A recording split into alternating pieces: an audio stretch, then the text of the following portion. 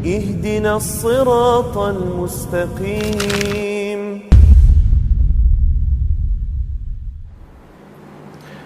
Bismillahirrahmanirrahim. Assalamualaikum warahmatullahi wabarakatuh.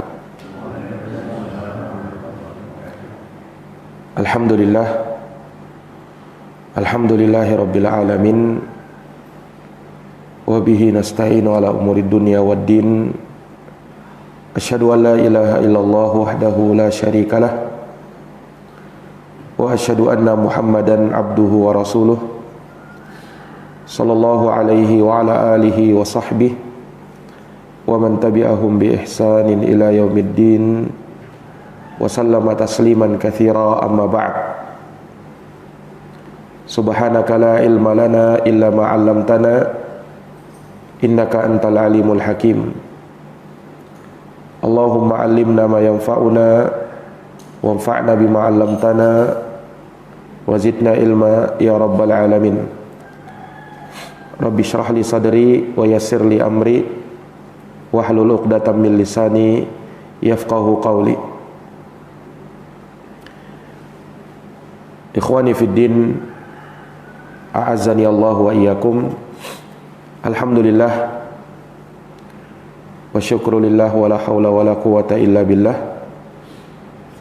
Kita bersyukur kepada Allah Subhanahu wa taala di subuh hari yang berbahagia ini. Kita dapat kembali dihidupkan oleh Allah Subhanahu wa taala setelah kita tertidur di malam hari. Maka dengan nikmat darinya kita dapat bangun, kemudian kembali beribadah kepada Allah, melakukan aktivitas sehari-hari. Ini semua merupakan karunia dari Allah Subhanahu wa taala, kenikmatan yang kalaulah kita ingin menghargainya maka tidak bisa kita hargai dengan sejumlah harta, karena besarnya nikmat bangun dan tidur. Makanya seorang muslim ketika dia mau tidur, dia membaca doa Bismika Allahumma amutu wa ahya, dengan namamu ya Allah aku mati, aku tertidur dan aku bangun. Dan ketika bangun tidur kita membaca doa Alhamdulillahilladzi ahyana ba'dama amatana wa ilaihin nusyur. Segala puji hanya bagi Allah yang telah membangunkan kami setelah menidurkan kami, dan kepadanya lah kami akan kembali dan berkumpul. Ini menunjukkan bahwa seorang muslim hendaknya selalu memuji Allah Subhanahu wa taala dalam semua keadaan, dalam semua kesempatan. Karena tentu hanya Allah Subhanahu wa taala yang layak untuk kita puji.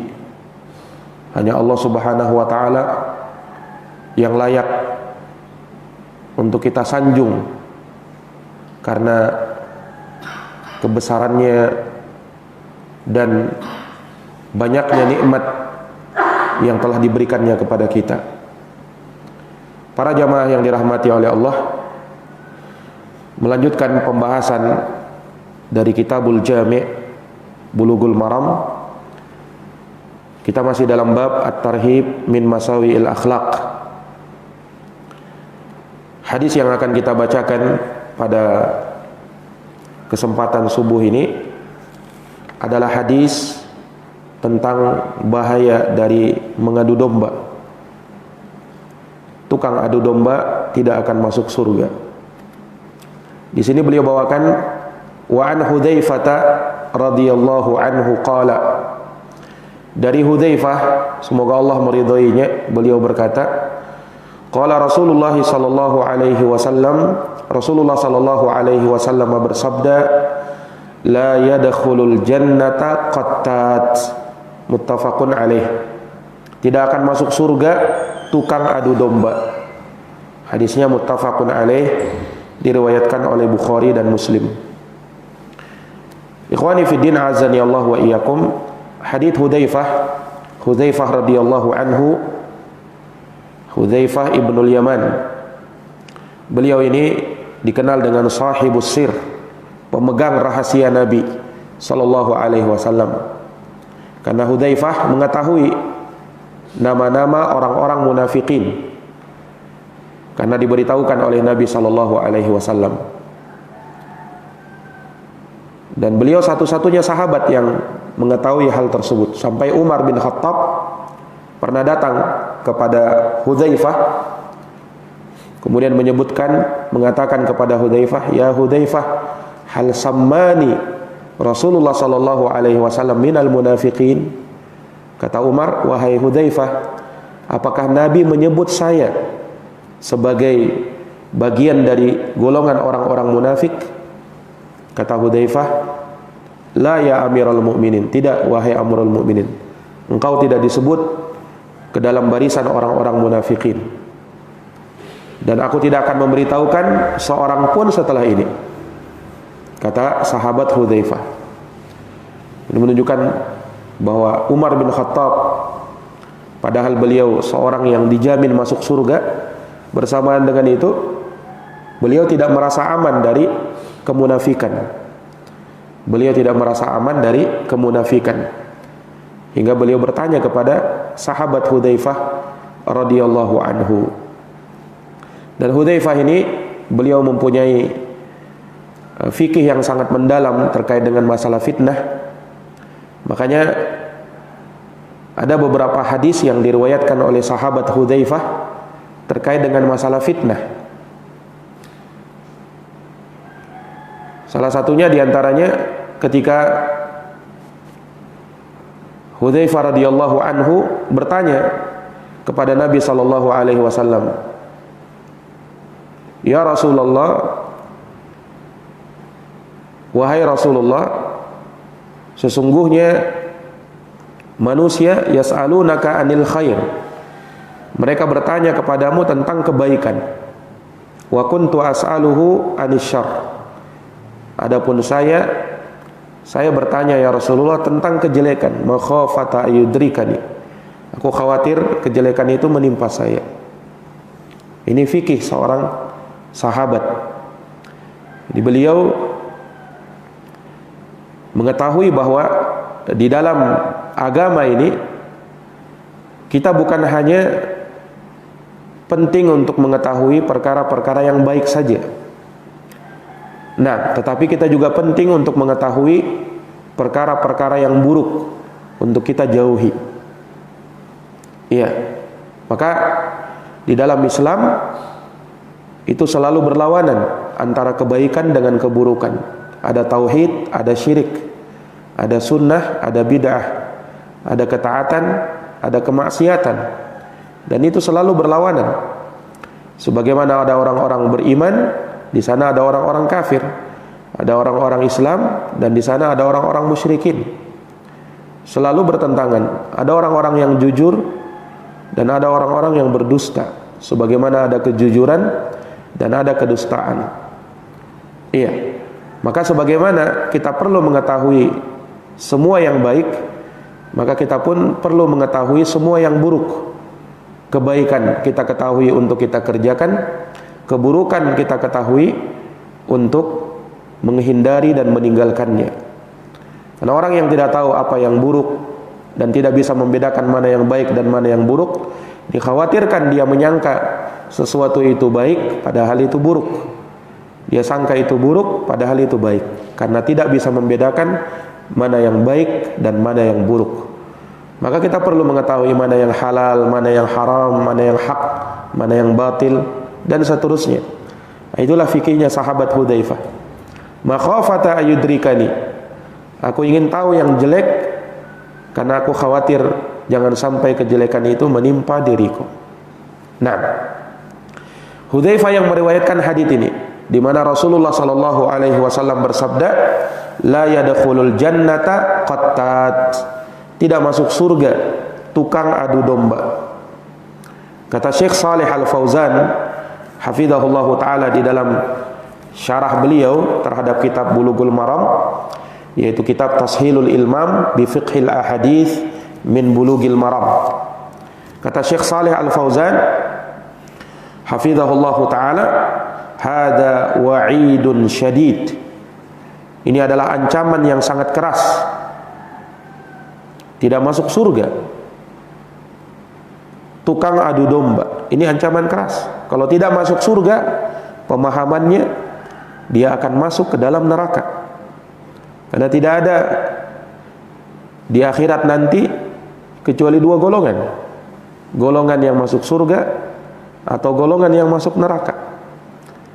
Tidak ada yang di tengah-tengah. Kecuali nanti ashabul a'raf.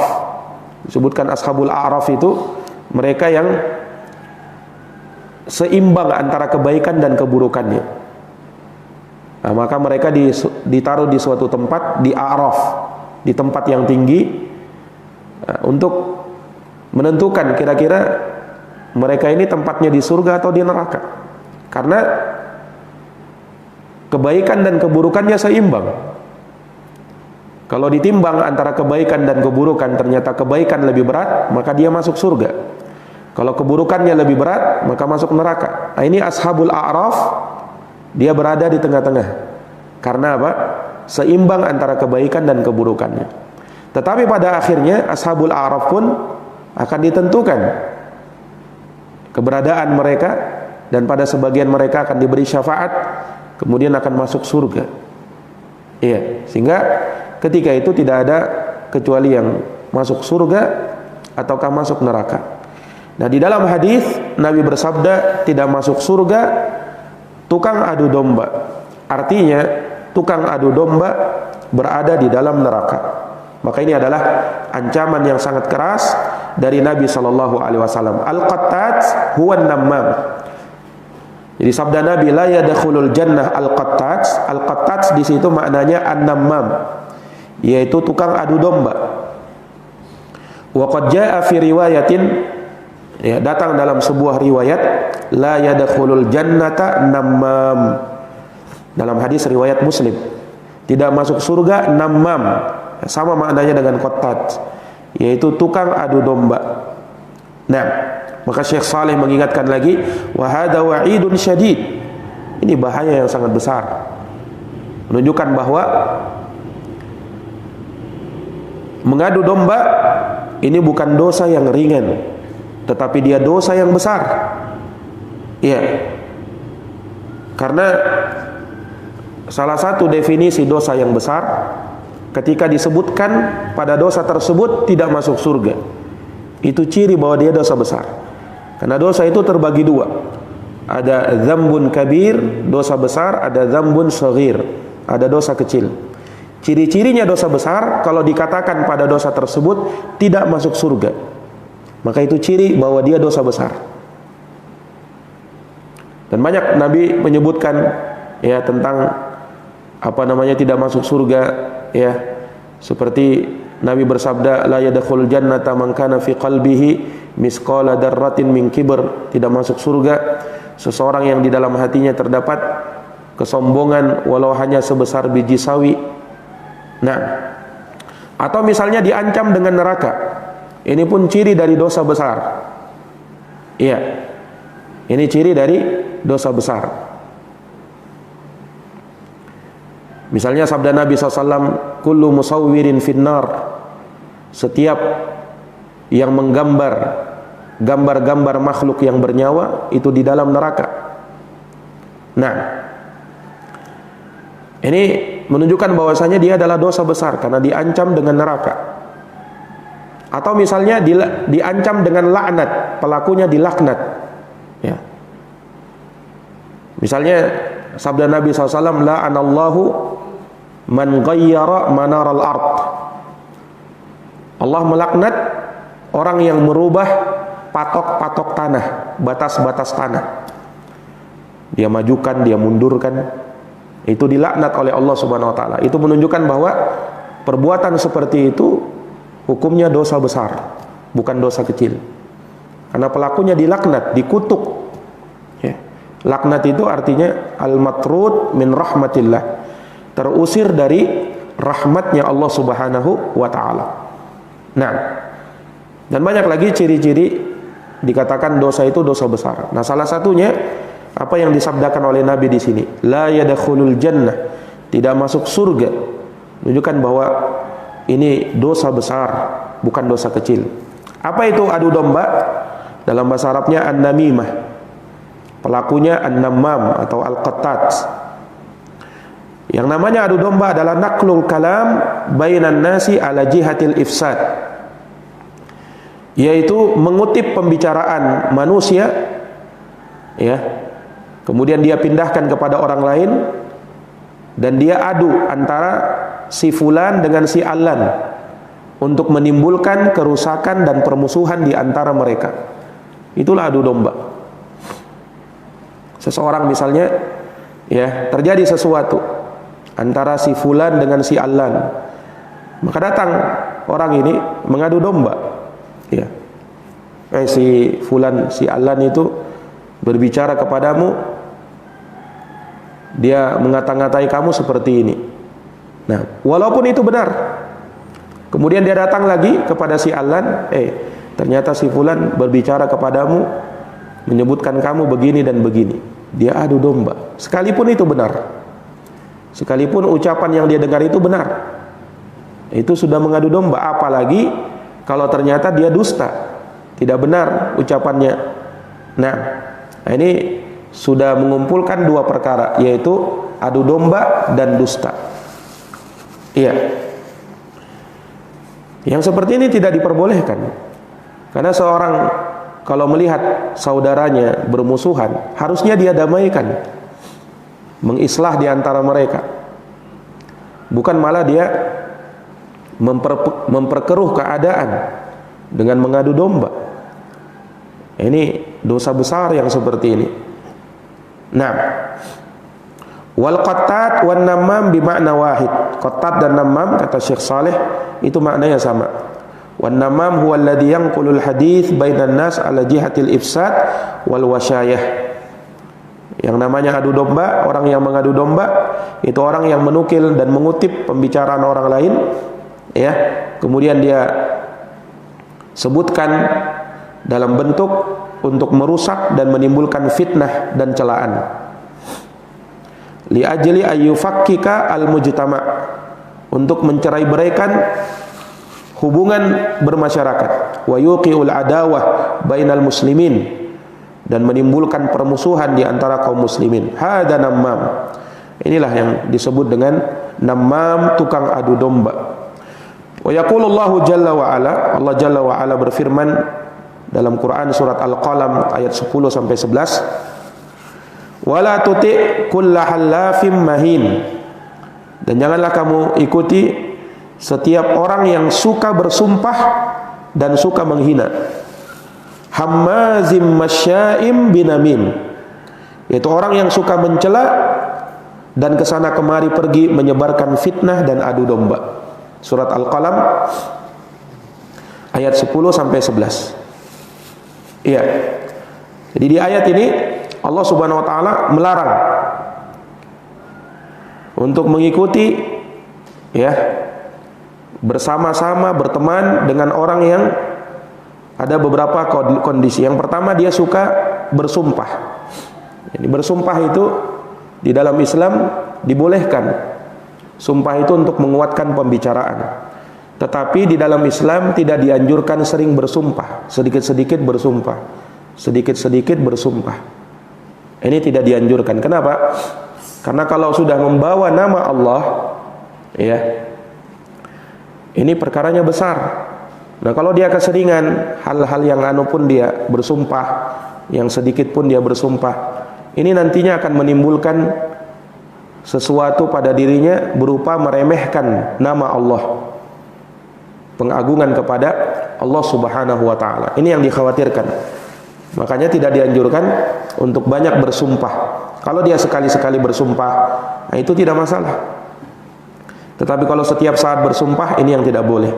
Kemudian mengikuti berteman bersama-sama dengan orang yang suka menghina dan suka mencela. Iya. Kalau kita lihat ada orang yang seperti ini, jauhi orang yang seperti itu. Suka mencela, dia suka menghina orang. Nah, kemudian masyaim binamim, kesana kemari tukang fitnah dan suka menyebarkan dan menyalakan api fitnah dan suka mengadu domba. Iya. Ini di dalam ayat yang mulia ini. Nah, kemudian kata beliau, wan namimatu min kabairid dunub.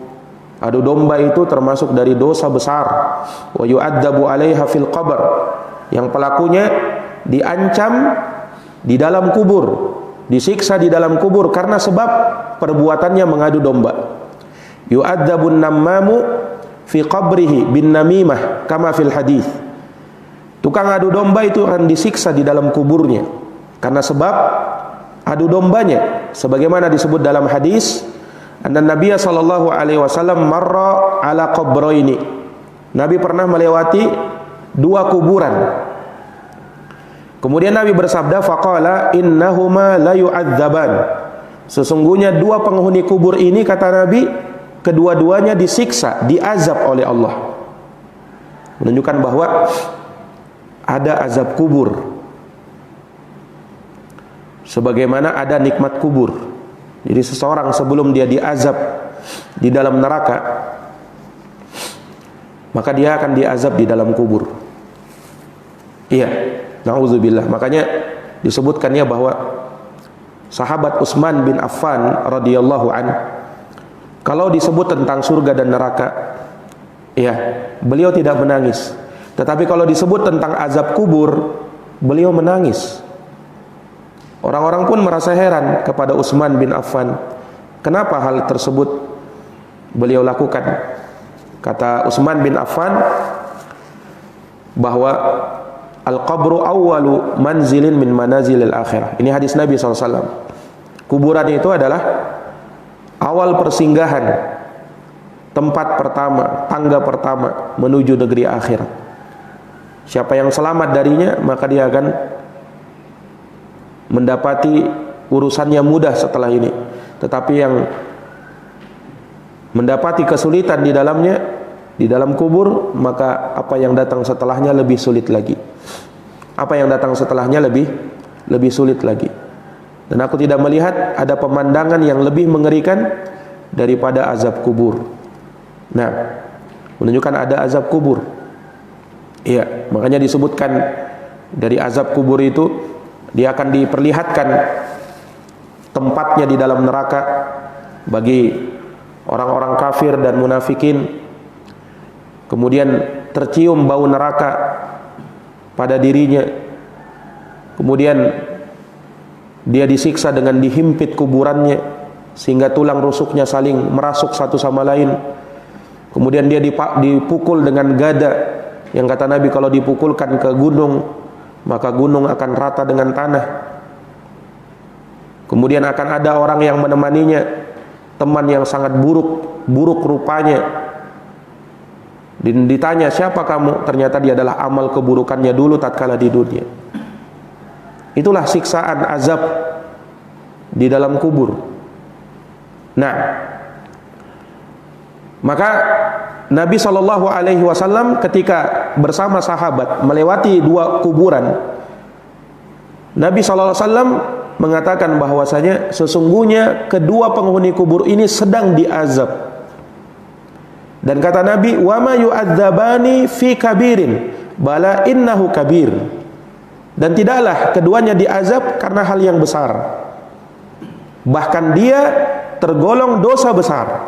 Yani orang ini yang melakukan dosa sehingga dia diazab di kubur ini, dijelaskan oleh para ulama, dia menganggap bahwasanya perbuatannya itu ringan, kecil, bukan dosa besar, padahal itu adalah dosa besar. Padahal itu adalah dosa besar. Maka Nabi sebutkan kenapa keduanya bisa diazab. Amma ahaduhuma, adapun orang yang pertama, fakana yamshi bin namimah. Orang yang pertama ini dia disiksa di dalam kuburnya karena dia suka berjalan ke sana kemari untuk mengadu domba. Wa ammal akhar, adapun yang kedua, fakana la yastatiru min baulihi. Orang yang kedua ini dia tidak berbersih setelah buang air. Ada dua penafsiran di kalangan ulama.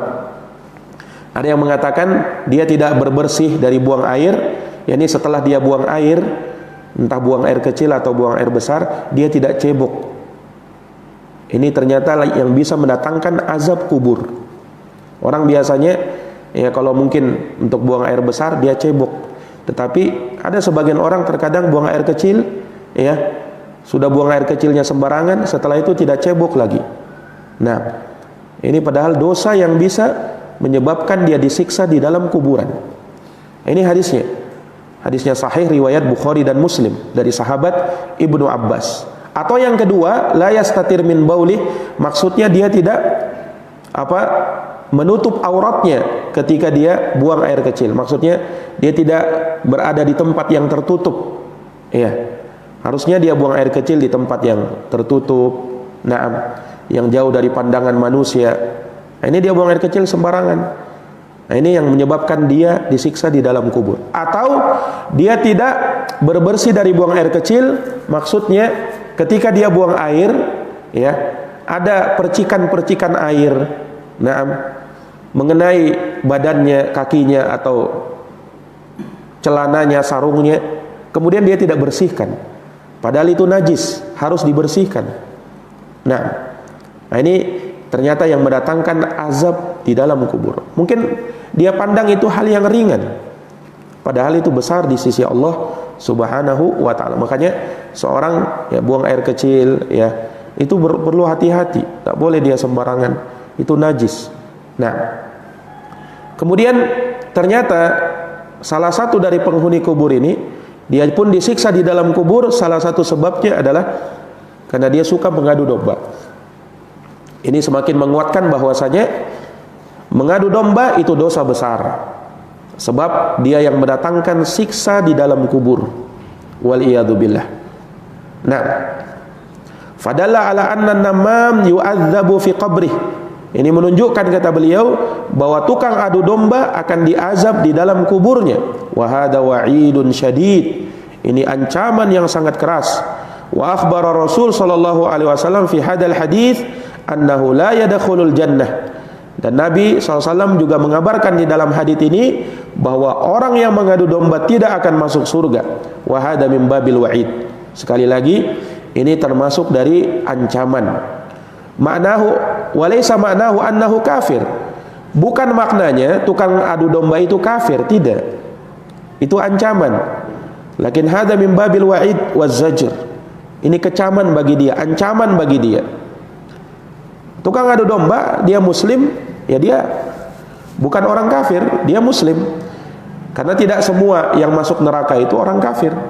Orang kafir jelas tempatnya di dalam neraka, tetapi terkadang ada di antara orang Islam pun masuk neraka, namun dia tidak kekal di dalam neraka. Itu bedanya antara muslim dengan musyrik atau kafir. Wa qad yata'akhkharu dukhuluhu al-jannata wa yu'adzabu fin-nar bikabiratih. Terkadang ya seorang itu dia terlambat masuk surga karena dia harus disiksa di dalam neraka disebabkan oleh dosa besarnya. Fayajtanibul muslimun namimah, maka seorang muslim hendaknya menjauhi sifat ini, akhlak yang buruk ini, suka mengadu domba. Wa qalu innan namam yufsidu fi sa'ah ma yufsiduhu sahir fi sanah. Ulama berkata, sesungguhnya tukang adu domba ini dapat merusak dalam sekejap, dalam sesaat, melebihi apa yang dilakukan oleh tukang sihir. Tukang sihir kadang merusak, tetapi timbul kerusakannya setelah beberapa lama, kadang sampai 1 tahun. Tetapi kalau adu domba hanya dalam sesaat saja bisa merusak. Wa qad addad Nabi sallallahu alaihi wasallam an-namimah annaha naw'un minas sihri. Makanya Nabi menganggap adu domba itu sebagai bagian atau satu jenis dari jenis-jenis sihir. li'annaha tufsidu bainan nas. Sebab adu domba itu merusak hubungan di antara manusia. Asyad mimma yufsidu sihir. Lebih parah dari kerusakan yang dibuat dari ilmu sihir. Ya, walaupun tentu saja sihir itu ya dari sisi zatnya, dosanya itu lebih besar karena dia termasuk dari kekufuran. Tetapi di sini berbicara tentang pengaruhnya. Pengaruhnya terkadang lebih berbahaya daripada sihir. Kalau sihir mungkin satu orang yang kena. Kalau adu domba itu bisa menimbulkan kerusakan minimal antara dua orang. Atau bisa jadi memunculkan ya permusuhan satu masyarakat atau dua masyarakat sekaligus. Dia adu domba orang, akhirnya orang berkelahi, orang bisa tawuran. Kalau sudah tawuran, ini melibatkan banyak orang karena adu domba tadi. Nah, karena mengadu domba tadi, lihat bagaimana kerusakan yang dibuat oleh adu domba ini. Jadi luar biasa.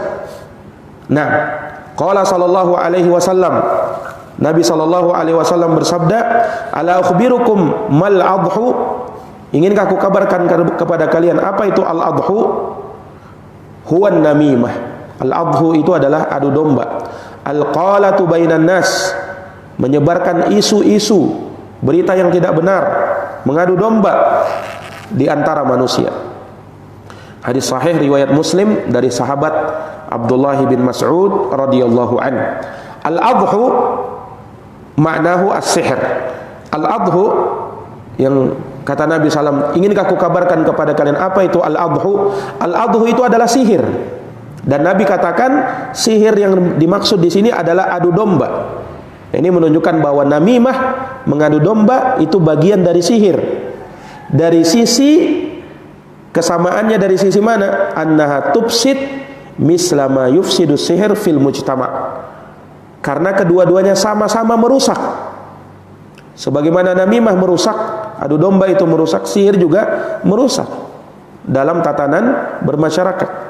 As-sihru yujadu au yujidul adawah bainan nas.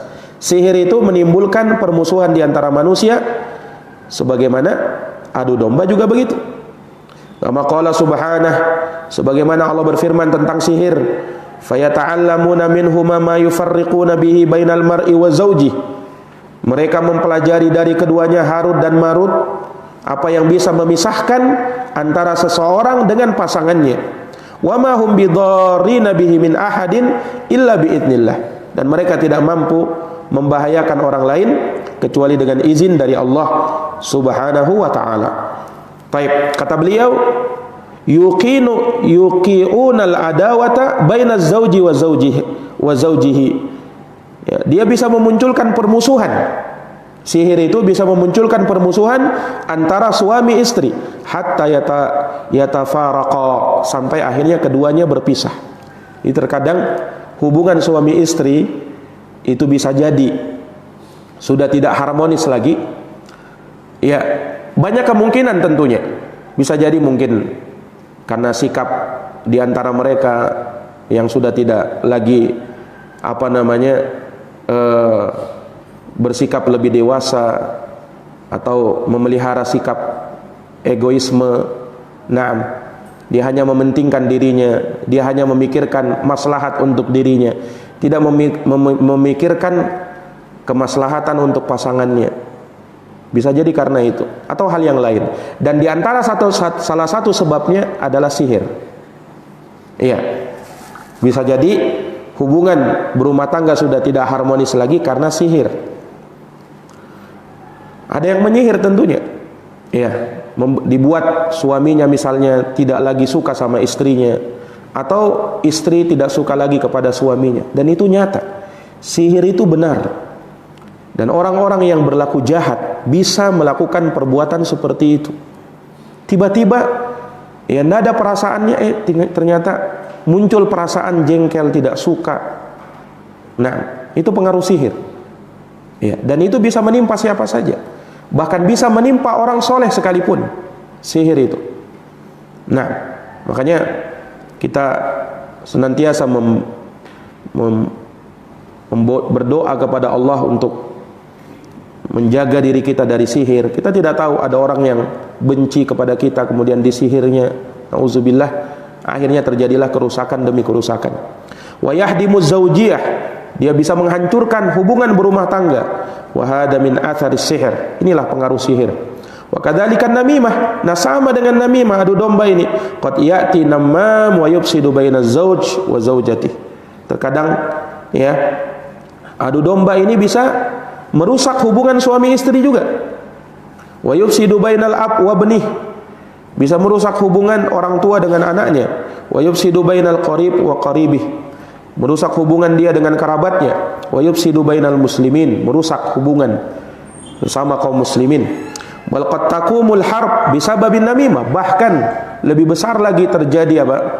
Peperangan di antara kaum muslimin karena sebab adu domba. Betapa banyak ya itu terjadi peperangan, perang antar suku misalnya, tawuran. Itu karena ada pihak-pihak tertentu ya yang mengadu domba. Ini yang provokatornya ini. Nah, dialah yang memikul dosa yang paling besar. Karena dia yang menyebabkan terjadinya perkelahian ini, permusuhan ini, tawuran ini, ya, peperangan ini. Ada provokatornya. Dan setiap peperangan mesti begitu.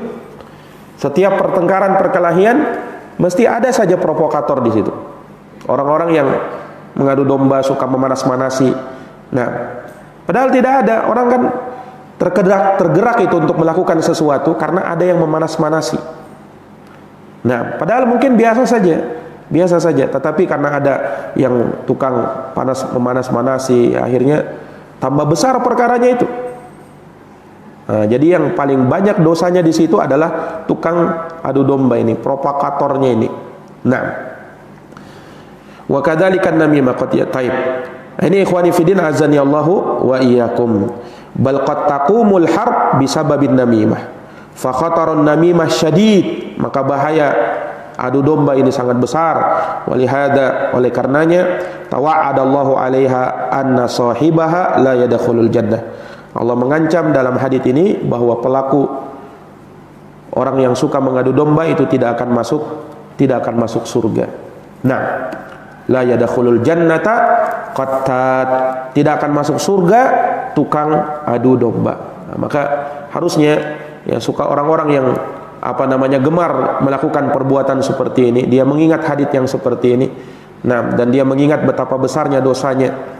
Dan kalau kita melihat orang yang seperti ini, kita nasihati, ya, tidak boleh sifat yang seperti ini bisa mendatangkan siksa kubur dan bisa menyebabkan orang tidak masuk surga. Kalau tidak masuk surga, berarti masuk ke dalam neraka. Dan itu dosa besar yang wajib untuk kita jauhi. Harusnya kita mendamaikan di antara orang yang bermusuhan. Harusnya seperti itu. Ini kita malah menjadi provokator, memanas-manasi, mengadu domba. Nah, ini dari dosa besar yang kita berlindung kepada Allah darinya. Nah, ikhwani fiddin azani Allah wa iyyakum, mungkin ini yang bisa kami paparkan terkait dengan hadits yang kita bacakan di subuh hari ini. Semoga bermanfaat. Hadanallahu wa iyyakum ajma'in. Subhanakallahumma wa bihamdika asyhadu an la ilaha illa anta astaghfiruka wa atubu ilaik. Assalamualaikum warahmatullahi wabarakatuh.